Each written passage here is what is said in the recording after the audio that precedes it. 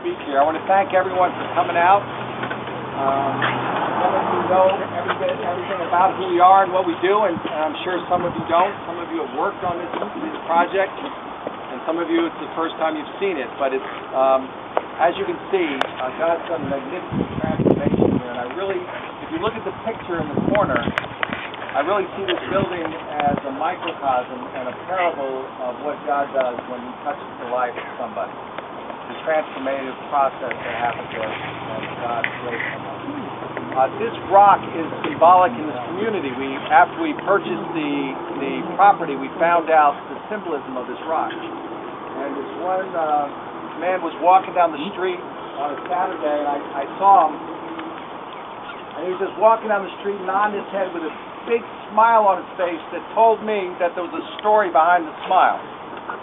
So I said hello to him and called him over, and he came over, and we ended up talking for about an hour. And he said at the end, he had been a member of the church, that this was the First Baptist Church in Brentwood that burnt down, and then they tried to rebuild it, and they ran out of funds for one reason or another, and this property was vacant and abandoned for 7 years, with building materials all over the property, with a rusted fence out front. There's a real eyesore for the community.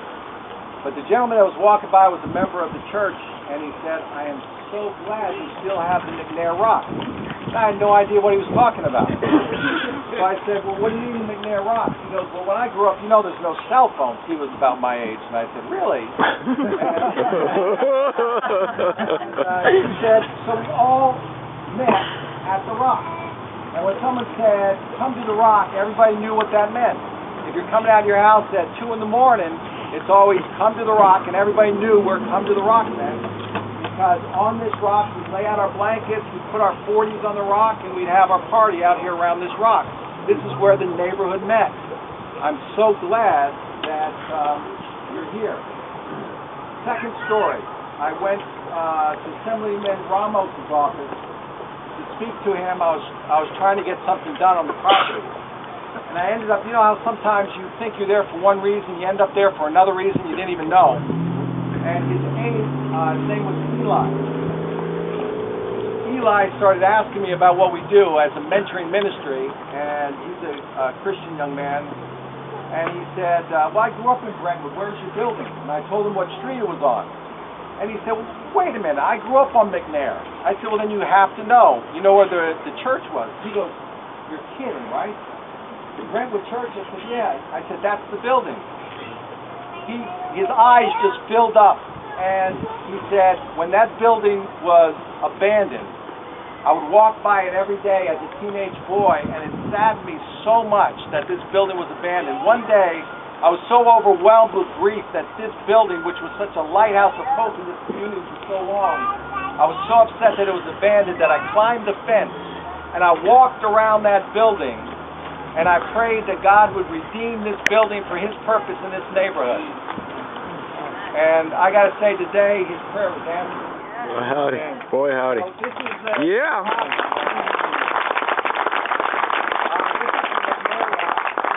And because of the history of this rock in this community, we had to really use the starting of this dedication by the dedication of this rock in a new way. Okay, ready? Okay, came and through the other end. Now throw it back. Okay.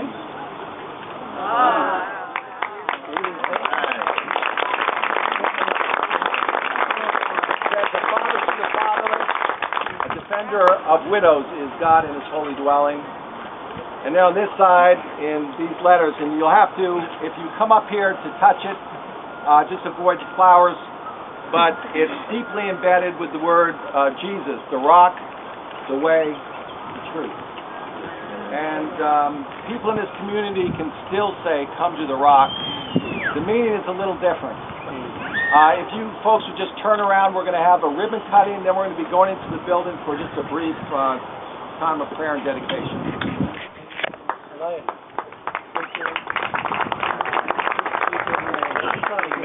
Oh, yeah, I'll get there.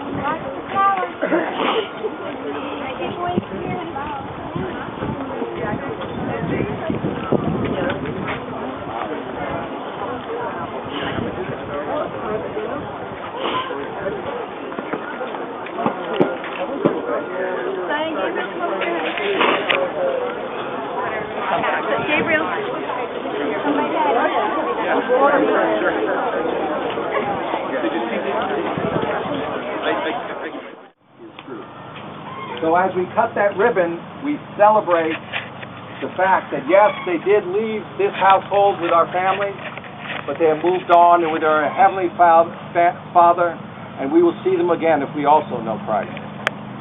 We also, today, that was the history of ribbon cutting. Today we cut a ribbon to celebrate a grand opening, a newness. And this ribbon we're cutting is opening certainly this new ministry center, Long Island Youth Mentoring.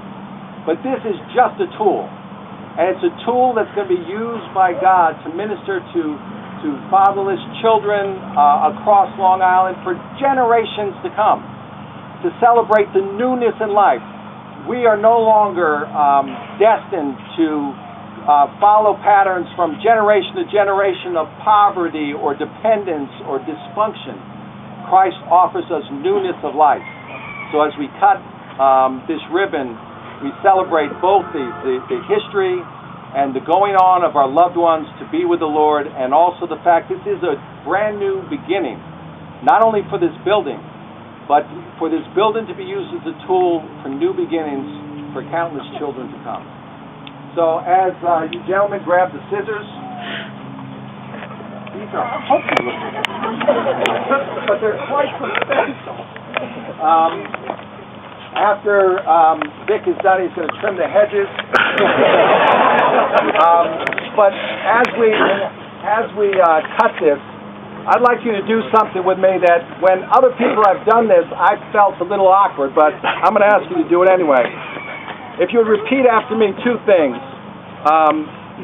When I say this, I'll first say to the glory of God, and then I'll say to the furthering of His kingdom. And if you would just repeat that with me so that you can join me in proclaiming what we're doing. We're cutting this ribbon to the glory of God and to the furthering of His kingdom.